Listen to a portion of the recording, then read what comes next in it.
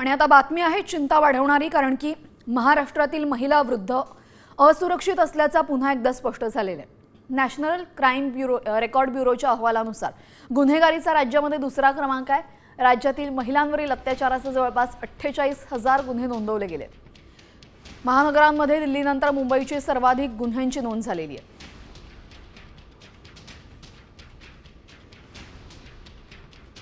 महाराष्ट्रात महिलांवरील अत्याचाराचे 47,954 गुन्हे नोंदवण्यात आलेत।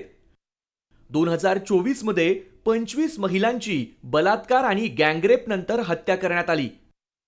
महाराष्ट्रात वृद्धांवरील अत्याचाराचे 4,918 गुन्हे नोंदवण्यात आलेत। 185 वृद्धांची हत्या करण्यात आली आहे।